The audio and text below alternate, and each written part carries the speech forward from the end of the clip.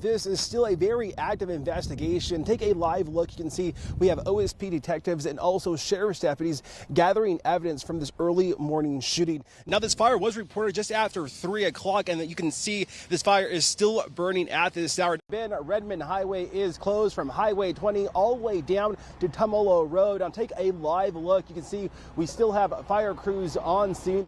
That eyewitness taking photos of 2 vehicles taking off in this area during the same time that brush fire. Now, both cities were put under a level 2 BSET evacuation level this morning. Armored truck arrived and parked right in front of this building with a SWAT team, their guns drawn, killing Sawyer last summer on the COCC campus, and the emotion in the courtroom becoming difficult.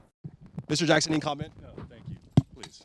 No, thank you. Mr. Jackson, are you a child predator? What do you say to these allegations? Would you support Nancy Pelosi for House Speaker?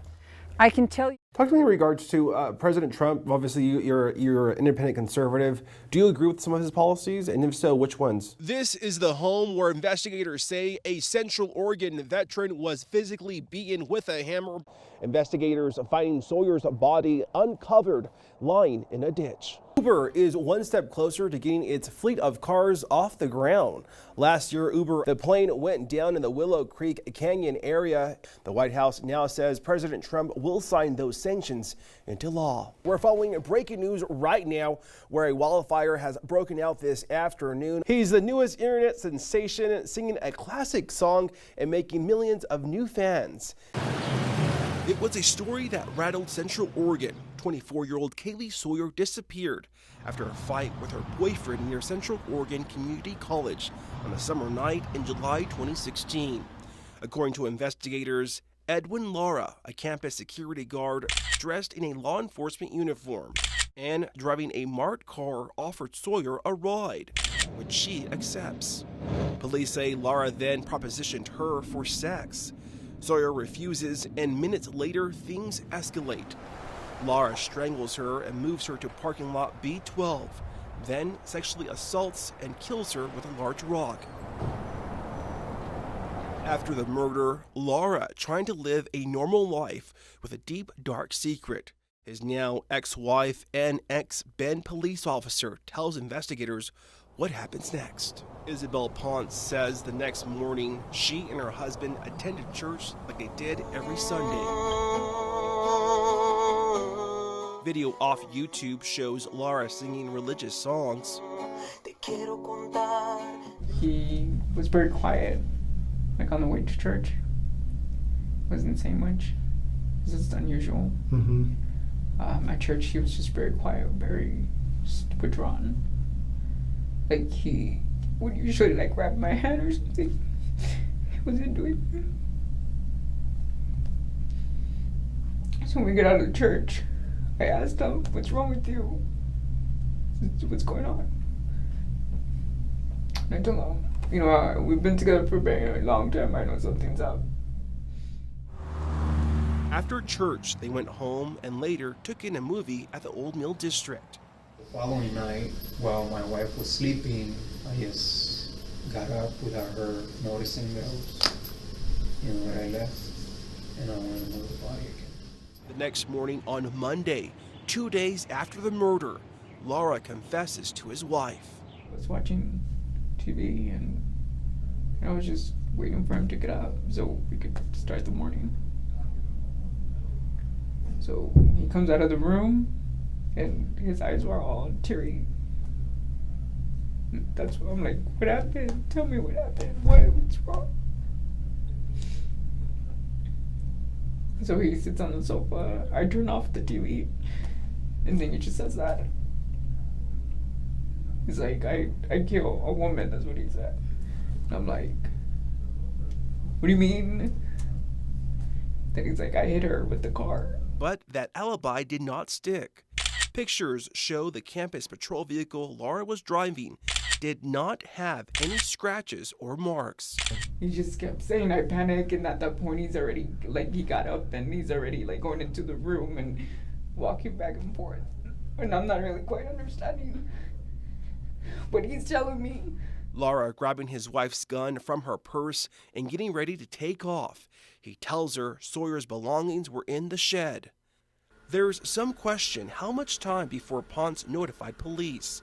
Laura fled to Salem, where he would allegedly commit more crimes as the search for Sawyer continued. Laura would eventually be stopped by the California Highway Patrol. Hours later, investigators from Deschutes County were interviewing Laura, asking him to tell them where the body of Sawyer was. I want to tell you where the body is. Yeah, I do. But I want to get home first. Laura told police he first hid her body at Northwest Helmholtz Way and Antler Avenue in Redmond, but later, with the help of a cousin, moved her to another location, drawing a map for detectives. And it was that map that Edwin Laura drew for investigators that led them here on Highway 126, just west of Redmond. Investigators finding Sawyer's body uncovered, lying in a ditch. I was feeling really bad about what we went through. While Laura was being interviewed by detectives, his wife was also being questioned as she tried to figure out who she married. But it wasn't making any sense to me because I'm like, why would somebody that do that, especially you, especially him? Like, it doesn't make any sense. It was a long-awaited homecoming.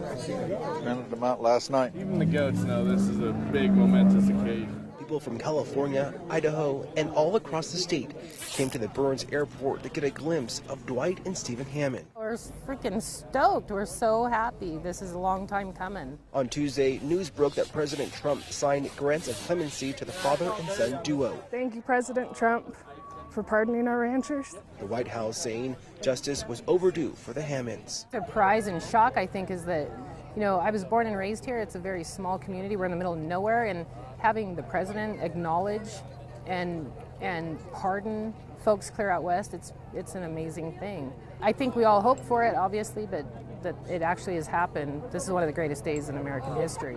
Men on horses, people waving the American flag, and welcome home posters all could be seen in the crowd.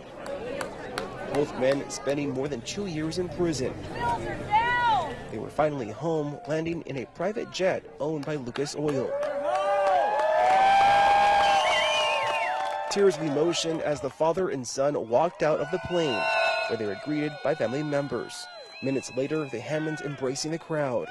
There's no way we can thank everybody enough and know who was the last one that tipped the scales, but the last one that tipped the scales can't be fully appreciated without appreciating everybody before him, and tremendous amount of people that are here today has been working, helping, sympathizing, fighting their own battles. The Hammonds' return to prison led to a 41-day standoff led by Ammon Bundy and his followers at the Malheur Wildlife Refuge against the federal government. The standoff, I believe they had good intentions.